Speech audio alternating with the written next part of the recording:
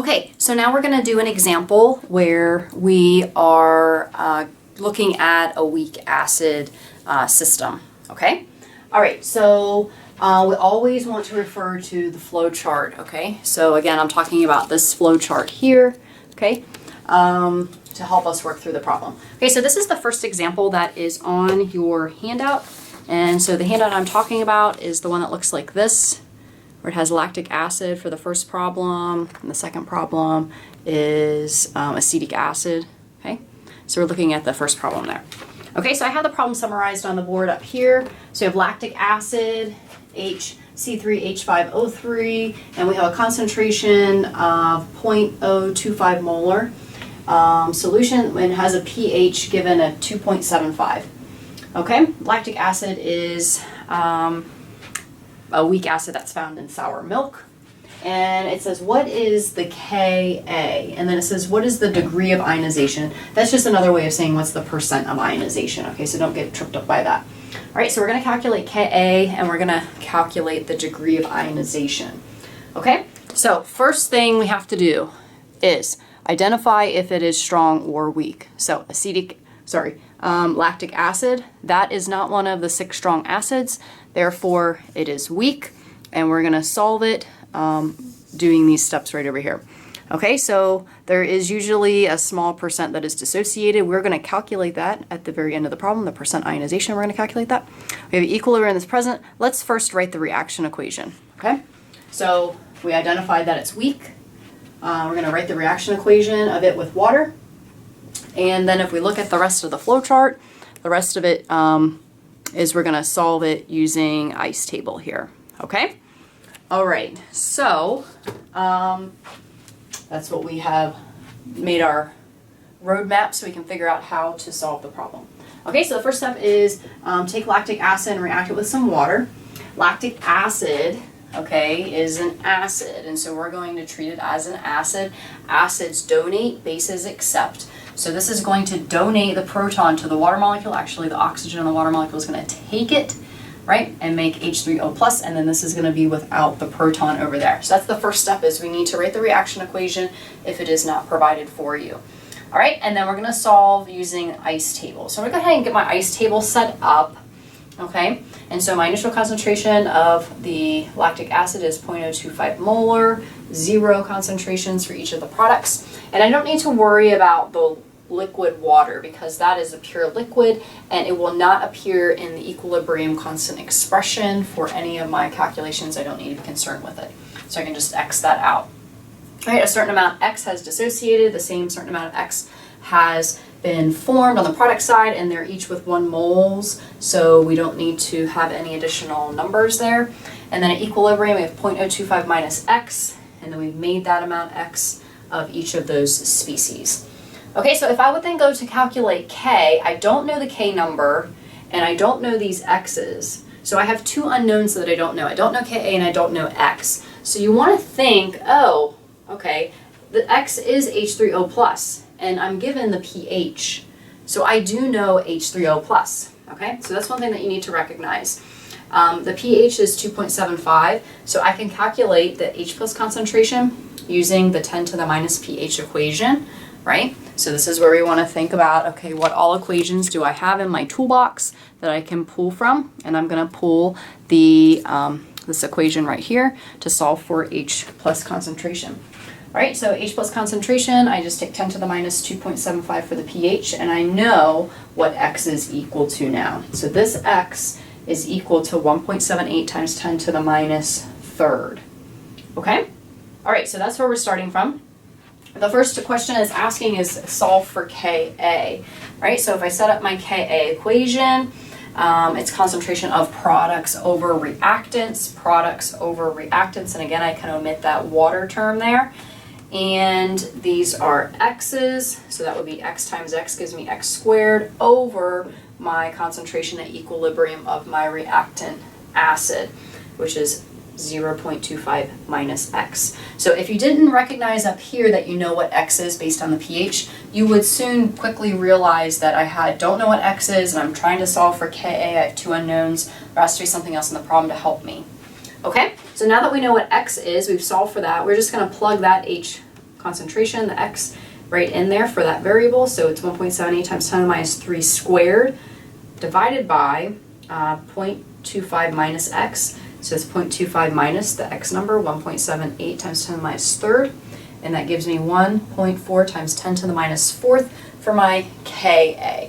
So it's a relatively still small number. It's definitely not over 10 and lying heavily to the product side because we know it's a weak acid, so it primarily lies to the reactant side, and the number K tells us that it's less than 1, and so we know that it lies predominantly to the reactant side. All right, the second part of the question says, what is the percent of ionization? All right, so again, if you look at our toolbox, the equation is listed last there, percent of ionization. We're going to use this equation here, and it's just the amount of acid that has ionized in the ionized form, which would be the H plus or the OH minus concentration, divided by the original concentration of your acid, right? So, for example, if this was a strong acid, you would have 100% dissociated over, so if it was 0.1 given, you would have 0.1 of the H plus divided by 0.1 of the original. It's a 1 times 100%, you get 100% for a strong acid. Okay, so for a weak, we already know how much has been dissociated over. It's this X number, so we're going to plug in the 1.78 for how much acid that was ionized here. And then we're going to divide that by the original amount of acid we started with, which is the 0.025 molar. Right here, and then just multiply that by 100%, 7.1%. So again, typically for weak acids, the percent ionization should range anywhere between 1 and 10% usually. And if you get a number that is definitely way outside of that range, then you probably did something incorrect. Okay, so this is our first example of a weak acid following the flow chart. And so we're going to take a look at the second example problem on the handout. So again, we're looking at the second one down here with acetic acid. Okay. So I have the problem outlined on the board up here. So again, we're always going to refer to the flow chart as we read through the question. So it says, what is the pH of the following 0.01 molar solution? What is the degree of ionization? Again, another way for that is just saying what's the percent of ionization. And you're given the Ka of the acid listed there. Okay, so if you're given a Ka, then you pretty much already know it's a weak acid because you have an equilibrium going on, and that's why you have a Ka given. Okay, and it also tells you the initial concentration is 0.01 molar. Okay, so I kind of identified our roadmap here in red. All right, you want to identify, is it strong or weak? It's weak. And then we want to write the reaction equation. In this particular problem on the handout, it's already giving you the reaction equation, but we would want to write it down. And then again, we're going to be solving using an ICE table for whatever's asked in the problem. So this problem is asking us for pH and percent ionization. The last problem that we did, we were given pH and calculating Ka. This one, we are given Ka and we're going to calculate pH. We can calculate pH from the H3O plus concentration, which is equal to X. So we need to solve the ICE table for X. Okay, so I have a reaction equation written out with water forming, it's an acid, it's a Ka, so I know that this substance here is going to donate a proton to the water, or the water is going to take it and form H3O plus and this acetate anion. The concentration that I've given 0.01 is the initial, but I need to solve and use concentrations at equilibrium. So we have 0.01 starting out, 0 for products. I don't need to worry about the water because it's pure liquid. It does not appear in the equilibrium constant.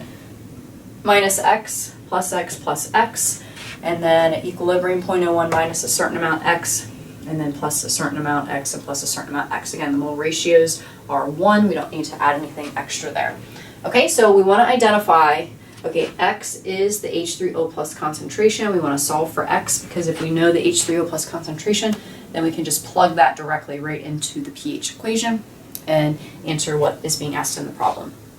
Okay, so I'm going to start out writing the equilibrium dissociation constant, that Ka is equal to this number that's provided, 1.7 times 10 to the minus fifth, and that's equal to the concentration of products here over reactants here. And again, we can omit water.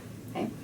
And then I want to plug in the species at equilibrium, so that's going to be x squared over 0.01 minus x right here.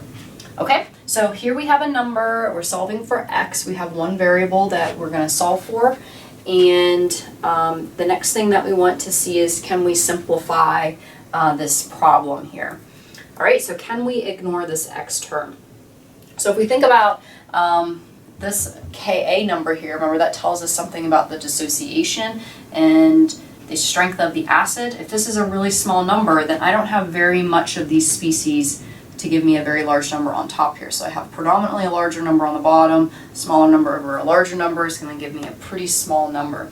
So I'm predominantly on the reactant side of the equilibrium, have not made very much of these species, which means this x number here is also very, very small. But I can do a quick check. Usually if I take the initial concentration of the acid, HA, and I divide that by Kc, the equilibrium constant, if that is greater ratio than 400, then I can possibly omit that. Okay, so that I can possibly omit that. And it probably, usually, will give me less than 5% error, which is the check that we'll do at the end. Okay, but not all cases, sometimes it doesn't work, but it's a pretty good rule of thumb.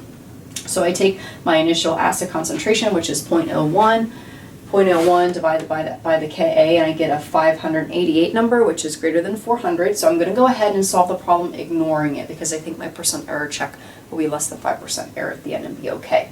If that doesn't come out to be true, then you would need to solve that using the quadratic formula and continue on that way. Okay, so I'm going to solve the problem by omitting this minus x term here. I'm going to ignore it, okay? And so then I'm going to multiply this number over here to the Ka, and then that gives me x squared is equal to 1.7 times 10 to the minus 7th, okay? And then take the square root of both sides to give me x, and x is then equal to 4.1 times 10 to the minus 4th, and x is equal to the H3O plus concentration, which is what I'm trying to get to. Okay, so before I calculate pH, I want to go ahead and do my percent error check, because if my percent error check is over 5% error, then I can't solve for pH because that number is not going to be accurate. Okay, so what I'm going to do is I'm going to do the percent error check, and the percent error check actually is the same calculation for percent ionization, and that's one of the other questions that's being asked in the problem, so we're going to kind of answer both questions at the same time here. So the percent error check is how we calculate the percent of ionization, or the degree of ionization. And that is equal to the amount of acid that has been dissociated, so that's the H3O plus concentration, that's the X value, over the original amount, right? The original amount of acid. So the H plus concentration over the original amount of acid times 100%. So my X term that I have solved for already is the 4.1 times 10 to the minus 4th, so I plug that in there, divided my original amount, 0.01, times 100% gives me 4.1% error, but that also tells me that's how much acid has been dissociated. So I'm less than 5% error, and I have 4.1% of the acetic acid that has been ionized as well. So it's less than 5%, it's valid. I can leave this X out when I solve the equation, and now I can take my H3O plus concentration and plug that into pH and solve for the pH. So when I do that, plug it into the minus log equation there, I get pH is equal to 3.39. Okay, so now we're going to continue to work on the third problem that is in the handout. This one is looking at pyruvic acid. Okay, so I have the problem up on the board here. And it says, what is the pH of 0.003 molar pyruvic acid? And there's an abbreviation here, and then it does give the structure. So I think on the problem I used the abbreviation on the handout here. And if it's an acid, we don't necessarily need to know the whole entire structure. We can just say, oh, it's going to lose that proton and go to the water and form H3O plus on the product side there. But on my reaction equation, I went ahead and wrote out the entire equation. But again, we would still want to start with our flow chart here, right? So is pyruvic acid strong or weak? It is a weak acid. It's not one of the 6 strong acids. So we're going to continue going down, practicing solving using ice table problems like we have been doing. Okay, so we wrote the reaction equation. So I have pyruvic acid plus a pure water molecule, and that is an acid, and so it's going to donate a proton. The water is going to take it, forming H3O plus ion, and then I have the respective anion from the acid here. We're also given the Ka information, 1.4 times 10 to the minus 4th, and the question says, what is the pH? All right, so I'm going to set up my ice table, and I'm going to put 0.003 molar as my initial concentration here. Again, we can omit the water because it's pure substance, does not appear in the equilibrium constant and affect it. 0, 0. I have a minus a certain amount that dissociates. I have a certain amount of H plus forming and a certain amount of the anion forming. And then at equilibrium, these are the values I need to use to solve the problem. 0.003 minus a certain amount, and then plus X and plus X. Again, mole ratios are all 1, so I only have 1 there. All right, we're calculating the pH, and so I need to know this X because that is the H3O plus concentration, so I can calculate the pH if I solve for X.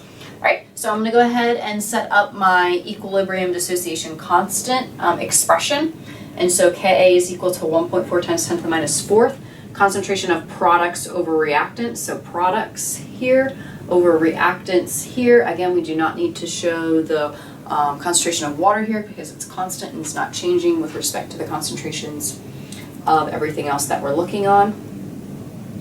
And that is equal to our values at equilibrium. So X times X is X squared divided by the concentration of the pyruvic acid minus X at equilibrium. Okay? All right, so we know the K number, we don't know X, we have only one variable that we're solving for. We don't need any other information that we need to draw from the problem to solve it. So the next question is to simplify. Can we simplify this equation to solve it? So can we ignore this X term here? All right, so what we want to do is we can take the ratio between the original starting concentration and the K number, and if this factor difference ratio is greater than 400 that we've previously done, then usually the percent error when we go to check that is less than 5% error. Okay, if it's not, then it probably is not going to pass that, and you cannot simplify this that way. Okay, so when I do my check, I get 21.4, which is definitely less than 400, so I cannot ignore this X variable here, okay? The difference between these significant decimals, this is 0.003, this is 0.00014, and so it's too close of numbers to ignore that. Okay, so we can't omit it, and then we're going to have to solve it using the quadratic equation. All right, so what I did was I just took this setup here and I set it equal to 1.4 times 10 to the minus 4th. I'm going to take this number and multiply it over to the other side. So right here, I'm multiplying it over to the other side, and then that's equal to X squared right here.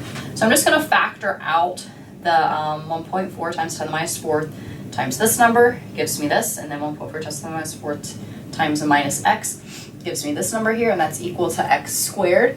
So I'm going to end up getting a quadratic equation. So I'm just going to put everything equal to 0. So I'm going to add this term to the other side, and I'm going to subtract this term to the other side of the equation, and I will end up with this quadratic equation right here. Okay? So now I need to identify what is the A, the B, and the C numbers. And so in front of the X squared constant is A, and that's just 1. In front of the X term, this is the B, and that is 1.4 times 10 to the minus 4th number. And then in front of nothing here, that's the constant, is the C variable, and that is negative 4.2 times 10 to the minus 7th. Okay? So if your calculator does not have a solver function in it, then you will need to solve the equation to get the X variable, what it's equal to, using the quadratic equation. So you can look that up in your textbook on page 704, or you can use the equation here if you can see it easily, or just Google the quadratic equation. When you solve for that, you will get two values. You'll get a plus and a minus value for X. And of course, X is a concentration, and so when you get a negative number, you just reject that because it doesn't make any sense. Okay, so we're only using the positive X term. So I plug the variables into my calculator. I have a solver function, and when I do that, I just get these two values here for X, 5.8 times 10 to the minus 4th, and it's negative 7.7 times 10 to the minus 4th. So that's the negative number. I just reject it, doesn't mean anything. Therefore, the X concentration that we get for H3O plus is 5.8 times 10 to the minus 4th right there. Okay, so that X is H3O plus concentration. I'm trying to solve for pH. Now I need to plug that into the pH equation, and I get 3.24 for the pH. Okay, so moving on to the next problem, problem 4 on our handout, the one with quinine, looking at that one. All right, so quinine, it gives a bitter taste and tonic water. And we're not given the actual structure of it. However, if you think about it, we really don't need to know the structure of it. We know that it has a 0.0015 molar concentration for the quinine, and it has a pH of 9.84. Right, and I think the problem also tells you that it is a naturally occurring base, also used to treat malaria. So because it's telling us that it's a naturally occurring base, and we're going to be calculating what is the Kb, we can write the reaction equation for it as a base dissociation reaction. Okay, so the first thing again we want to identify is it strong or weak? It is not one of the definitions of a strong base paired with hydroxide ion, therefore it is weak. So it's a weak base. We're going to go ahead and write the reaction equation. So in the handout, I gave you just a notation of Qu. That's just kind of a symbol that we're using for the structure of quinine with water. And then we want to predict the products. This may not be given on an exam or a homework question, so you need to be able to do that. So acids donate, bases accept. Right, the definition for Bronsted-Lowry acid base. So this is going to act as a base. It's going to accept a proton from the water molecule. So it's going to take a proton off, and so that's why we have dash extra hydrogen shown on here. And if this is neutral and it gains a proton, it's now going to become positively charged. Right, and then what's left over for water is hydroxide ion. So bases also form hydroxide ions in solution, and so that's what you would want to make sure you identified that as you correctly drew the equation. Okay, so since it is weak, we're going to solve using an ice table, and the question says what is the Kb? All right, and we're given the pH. So this is similar to the other problem that we had. We had Ka, and we were given pH. We were calculating Ka, and we were given pH. So go ahead and set up our ice table here. We see the initial concentration is 0.0015 of quinine, 0 starting over here, minus an X plus X's of some amount forming, and then 0.0015 minus X here, and again, some amount of X there. So if I go ahead and plug in my Kb, which is what I want to solve for, concentration of products over reactants. And again, I have the water molecule omitted because it's pure liquid. And I say, okay, this is X squared over reactant concentration for the variables I'm using for at equilibrium here. So I'm solving for Kb, which I don't know, and I also don't know X. So I have two unknowns. So that should be an indication that we need some other information from the problem in order to be able to solve it. So what else do I know? Well, I'm given pH. So I can calculate what this X concentration of hydroxide ion is from the pH information, right? So I can calculate that X from pH. Okay, so there are multiple different ways that you can do this. You can use the pH equation, you can solve for H+, you can use Kw to get OH minus concentration, which would then give you X. You also could use the pH, POH equation, calculate POH, and then from POH you can calculate right here, You can calculate OH minus concentration. So there's a variety of different equations you can use, all of which will give you the same answer, okay? So the way that I have just chose by choice is to use pH plus POH equals 14 equation. So I'm going to calculate the POH, so I take 14 minus the pH given in the problem, 9.84, and that gives me 4.16 is my POH.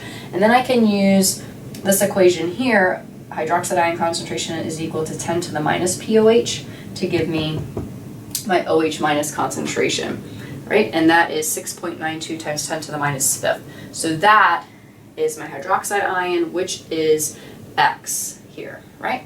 So now I've solved for X, and then all I have to do now is plug the X into the equilibrium expression and solve for KB. And so that's what I get there, all right?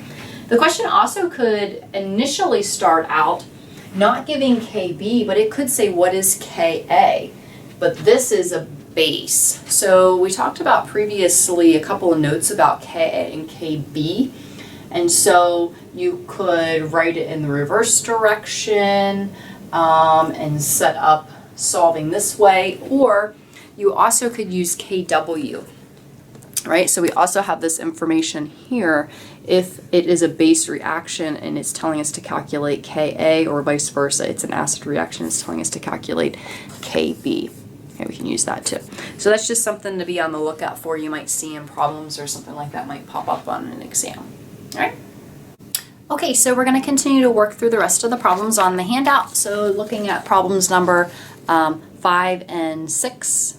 Okay, so again, if you see these on homework or on exam, the first question again to identify how to solve it is it a strong or weak acid or base? Okay, so the first question, we're calculating the POH of a solution is 0.25 molar with HClO4. So the first question I want to ask, is it strong or weak? It is strong. That's good because it simplifies the process. We have 100% dissociation, so perchloric acid 100% ionizes into H plus and ClO4 minus. This is the concentration 0.25 of it, but 100% is dissociated, so that essentially is 0. And we have 0.25 molar of each of these. Now we know the concentration of H plus. We do not need an equilibrium table, ICE table, to figure that out because it's 100% dissociated over. So then you just plug that number into the pH equation and calculate pH. You also could take this equation and use the Kw equation to get OH minus and then do the POH for the OH minus concentration, the minus log of that. So again, there's multiple different ways to use those toolbox equations. Once I have the pH number, then I can subtract it from 14 to get the POH, and that gives me 13.4. All right. The next problem, number 6, it says, what's the pH of a 0.2 molar solution of ammonia? Okay, we're also given the Kb of it. So again, the first question to identify is ammonia strong or weak? It's not one of the strong bases, it's a weak base. All right, we want to calculate pH, so it's a base, so I'm going to accept a proton. Bases accept, acids donate. So this one's going to accept a proton from water. I'm going to form ammonium ion, and the water is left over as hydroxide ion. All right, I got to do an ICE table because it's weak and I don't know how much hydroxide ion I have, and I need to use this information to calculate pH from that. Okay, so I've identified that I need to know the X variable because that's hydroxide ion, and then I can easily calculate pH from that. So if I set up my equilibrium expression, concentration of products over reactants, that number Kb is given in the problem, okay? And so then it's X squared over 0.20 minus X at the equilibrium for ammonia. Okay, and then we ask the question, can we ignore this X to simplify it when we solve? So we're going to take the original concentration, 0.2, and divide that by the K. Okay, when I do that, that is much, much greater than 400. I get 11,111. So it's much greater than 400. When I check the percent error, it's going to be valid. Okay, it's going to be less than 5% error. Okay, so I can ignore that. So I'm just going to multiply the 0.2 over here times the 1.8 times 10 to the minus fifth. and that's going to be equal to x squared. So I'm going to take the square root of both sides to get x, and that gives me my hydroxide ion concentration of 1.89 times 10 to the minus third. Okay, so the question says, what is the pH? So again, you can use a variety of equations in our toolbox, right? So any of these equations that relate hydroxide ion to hydronium ion, that would be using the KW equation. Okay, you can get H3O plus and then take the pH of that, or you could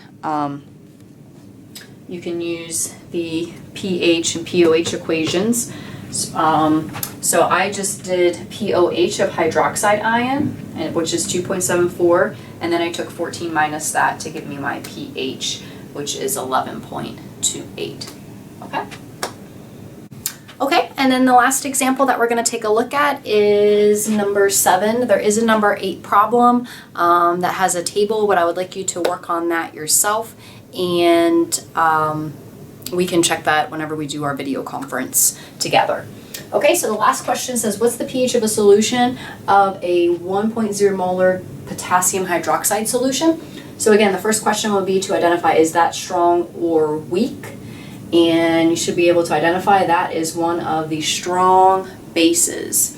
Okay, so it's a strong base, so that is going to have 100% ionization, dissociating into potassium ion and hydroxide ion. So if we have a 1.0 molar of KOH, 100% dissociate, so essentially this is 0 molar, and each of these are 1 molar respectively. We're trying to calculate the pH, so we can use the OH minus concentration to do that. Again, there's a variety of steps or different equations that you can use to solve, but you will still get the same answer on any of the routes that you choose from the equations in the toolbox. All right, so I just chose to go ahead and calculate POH from the OH minus concentration. So minus 1, negative log of 1 is 0 POH. So if I take 14 minus POH, which is 0, the pH of that solution is 14. This is a really strong base. That's a relatively high concentration for it, and so the pH is maxed out at pH 14. So it kind of makes sense there. Okay.